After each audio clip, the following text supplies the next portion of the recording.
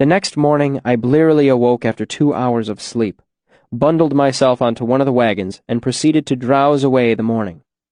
It was nearly noon before I realized that we had taken on another passenger at the inn last night. His name was Jazan, and he had paid Rowant for passage to Annalyn. He had an easy manner and an honest smile. He seemed an earnest man. I did not like him. My reason was simple. He spent the entire day riding next to Denna. He flattered her outrageously and joked with her about becoming one of his wives. She seemed unaffected by the late hours we had kept the night before, looking as bright and fresh as ever. The result was that I spent the day being irritated and jealous while acting unconcerned. Since I was too proud to join their conversation, I was left to myself. I spent the day thinking sullen thoughts, trying to ignore the sound of his voice and occasionally remembering the way Denna had looked last night with the moon reflecting off the water behind her. That night, I was planning to ask Denna to go for a walk after everyone turned in for the night. But before I could approach her, Jazan went to one of the wagons and brought back a large black case with brass buckles along the side. The sight of it made my heart turn sideways in my chest. Sensing the group's anticipation, though not mine in particular, Jazan slowly undid the brass clasps and drew out his lute with an air of studied nonchalance. It was a trooper's lute. Its long, graceful neck and round bowl were painfully familiar. Sure of everyone's attention, he cocked his head and strummed, pausing to listen to the sound. Then, nodding to himself, he started to play. He had a fair tenor and reasonably clever fingers. He played a ballad, then a light, quick drinking song, then a slow, sad melody in a language that I didn't recognize, but suspected might be Yiddish. Lastly, he played Tinker Tanner, and everyone came in on the chorus. Everyone but me. I sat still as stone with my fingers aching. I wanted to play, not listen. Want isn't strong enough a word. I was hungry for it. Starved. I'm not proud of the fact that I thought about stealing his lute and leaving in the dark of the night. He finished the song with a flourish, and Rowant clapped his hands a couple of times to get everyone's attention. "Time for sleep! You sleep too late?" Derek broke in, gently teasing. "We get left behind. We know, Master Rowant. We'll be ready to roll with the light." Jazan laughed and flipped open his lute case with his foot, but before he could put it away, I called over to him. "Could I see that for a second?" I tried to keep the desperation out of my voice, tried to make it sound like idle curiosity. I hated myself for the question. Asking to hold a musician's instrument is roughly similar to asking to kiss a man's wife. Non-musicians don't understand. An instrument is like a companion and a lover. Strangers ask to touch and hold with annoying regularity. I knew better, but I couldn't help myself. "Just for a second." I saw him stiffen slightly, reluctant. But keeping friendly appearances is a minstrel's business just as much as music. "Certainly," he said with a jocularity that I saw as false, but was probably convincing for the others. He strode over to me and held it out. "Be careful." Jazan took a couple of steps back and gave a very good appearance of being at ease, but I saw how he stood with his arms slightly bent, ready to rush forward and whisk the lute away from me if the need arose. I turned it over in my hands. Objectively, it was nothing special. My father would have rated it as one short step above firewood. I touched the wood. I cradled it against my chest. I spoke without looking up. "It's beautiful," I said softly, my voice rough with emotion. It was beautiful. It was the most beautiful thing I had seen in 3 years. More beautiful than the sight of a spring field after 3 years of living in that pestilent cesspit of a city. More beautiful than Denna. Almost. I can honestly say that I was still not really myself. I was only 4 days away from living on the streets. I was not the same person I had been back in the days of the troop, but neither was I yet the person you hear about in stories. I had changed because of Tarbean. I had learned many things it would have been easier to live without.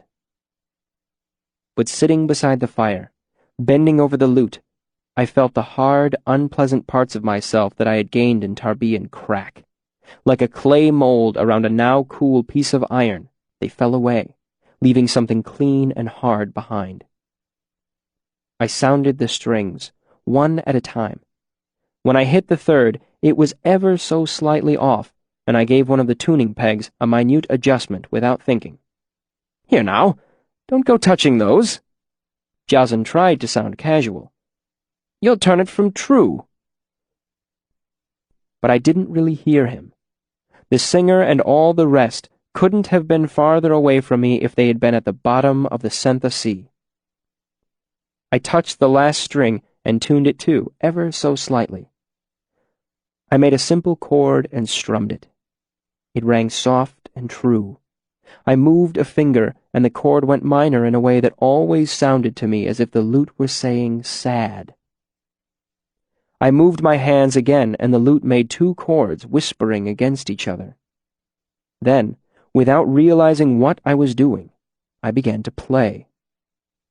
The strings felt strange against my fingers, like reunited friends who have forgotten what they have in common. I played soft and slow, sending notes no farther than the circle of our firelight. Fingers and strings made a careful conversation, as if their dance described the lines of an infatuation. Then I felt something inside me break, and music began to pour out into the quiet. My fingers danced, intricate and quick. They spun something gossamer and tremulous into the circle of light our fire had made. The music moved like a spider web, stirred by a gentle breath. It changed like a leaf twisting as it falls to the ground, and it felt like 3 years waterside in Tarbean, with a hollowness inside you and hands that ached from the bitter cold. I don't know how long I played. It could have been 10 minutes or an hour. But my hands weren't used to the strain. They slipped and the music fell to pieces like a dream on waking. I looked up to see everyone perfectly motionless, their faces ranging from shock to amazement. Then, as if my gaze had broken some spell, everyone stirred. Rowant shifted in his seat. The two mercenaries turned and raised eyebrows at each other. Derek looked at me as if he had never seen me before. Rita remained frozen, her hand held in front of her mouth. Denna lowered her face into her hands and began to cry in quiet, hopeless sobs. Jazan simply stood. His face was stricken and bloodless, as if he'd been stabbed. I held out the lute, not knowing whether to thank him or apologize. He took it numbly. After a moment, unable to think of anything to say, I left them sitting by the fire and walked toward the wagons. And that is how Kvothe spent his last night before he came to the university, with his cloak as both his blanket and his bed. As he lay down, behind him was a circle of fire, and before him lay shadow like a mantle gathered. His eyes were open, that much is certain, but who among us can say they know what he was seeing? Look behind him instead, to the circle of light that the fire has made, and leave Kvothe to himself for now. Everyone deserves a moment or two alone when they desire it, and if by chance there were tears, let us forgive him. He was just a child, after all, and had yet to learn what sorrow really was. Chapter 35. A Parting of Ways. The weather held fair, which meant that the wagons rolled into Imre just as the sun was setting. My mood was sullen and hurt. Denna had shared a wagon with Jazan the whole of the day, and I, being foolish and proud, had kept my distance. A whirl of activity sprang up as soon as the wagons rolled to a stop. Rowant began to argue with a clean-shaven man in a velvet hat before he had brought his wagon to a full stop. After the initial bout of bargaining, a dozen men began unloading bolts of cloth, barrels of molasses, and burlap sacks of coffee. Rita cast a stern eye over the lot of them. Jocelyn scuttled around, trying to keep his luggage from being damaged or stolen. My own luggage was easier to manage, as I only had my travel sack.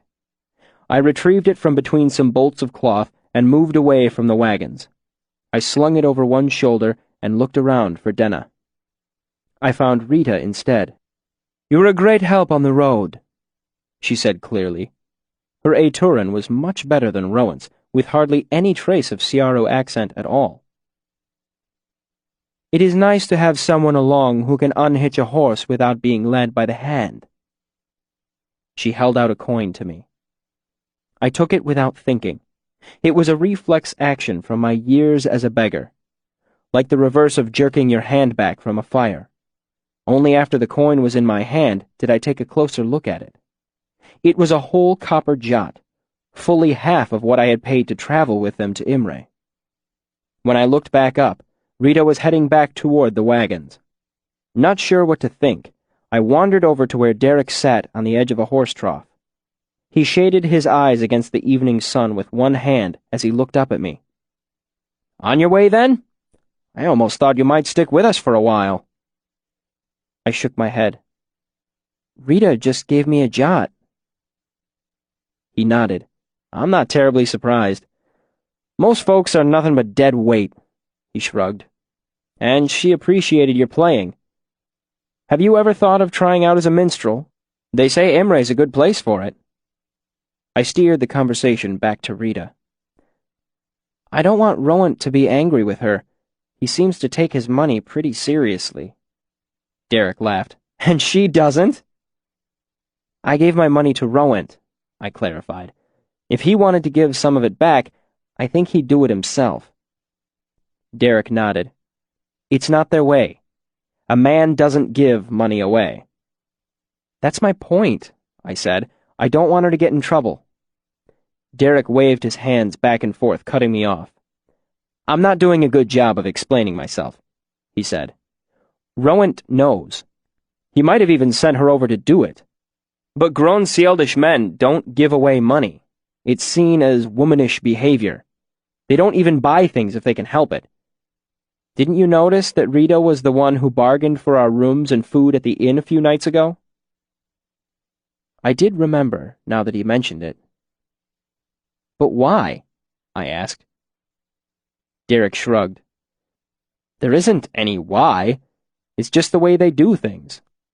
That's why so many Sieldish caravans are husband-wife teams." "Derek!" Rowan's voice came from behind the wagons. He sighed as he stood up. "Duty calls," he said. "See you around."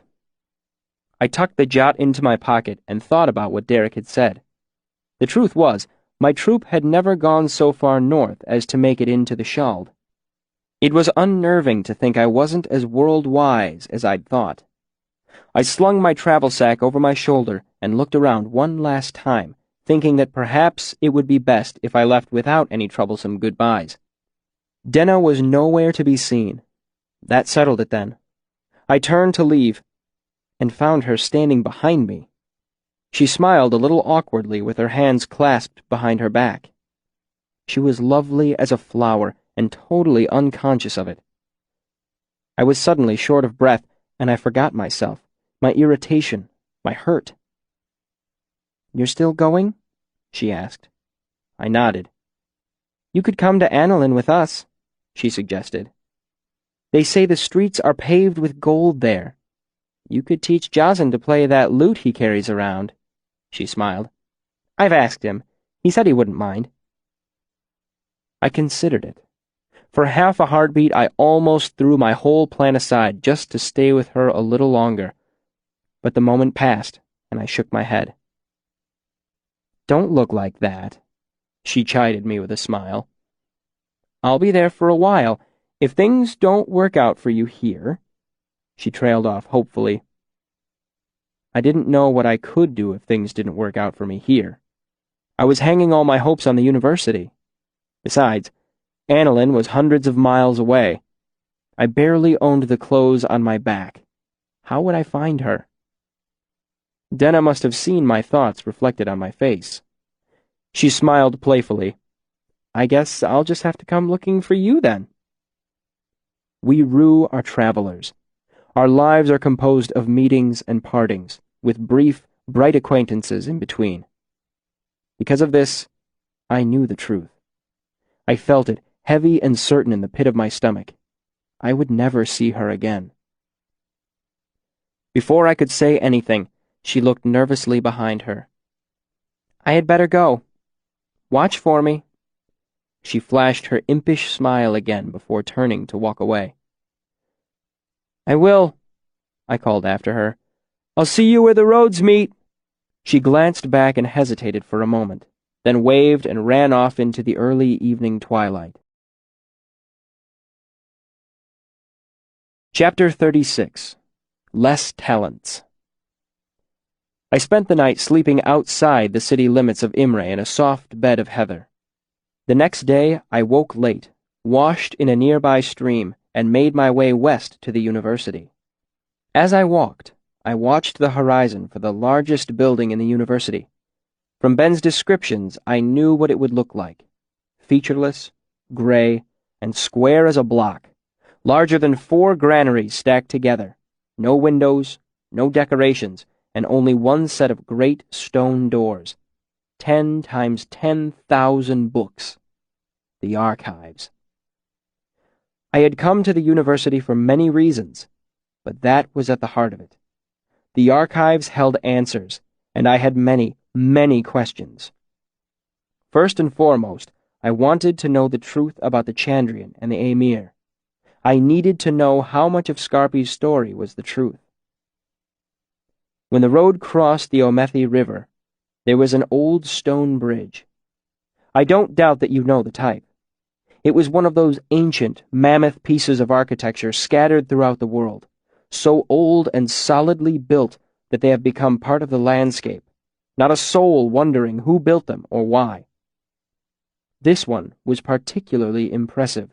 Over 200 feet long and wide enough for 2 wagons to pass each other, it stretched over the canyon the Omethi had carved into the rock.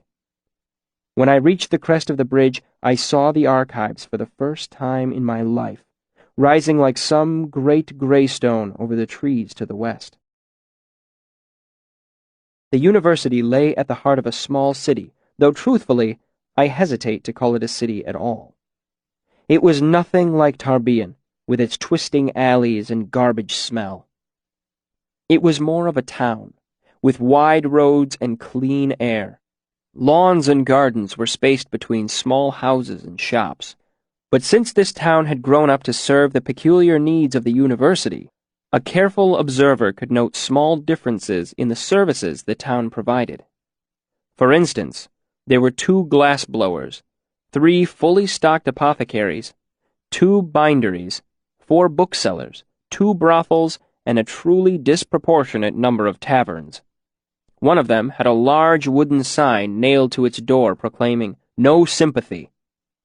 I wondered what non-arcane visitors might think of the warning. The university itself consisted of about 15 buildings that bore little resemblance to each other. Muse had a circular central hub with 8 wings radiating in each direction so it looked like a compass rose. Hollows was simple and square, with stained glass windows showing Tecum in a classic pose, standing barefoot in the mouth of his cave, speaking to a group of students. Main's was the most distinctive building of the lot. It covered nearly 1.5 acres and looked like it had been cobbled together from a number of smaller, mismatched buildings.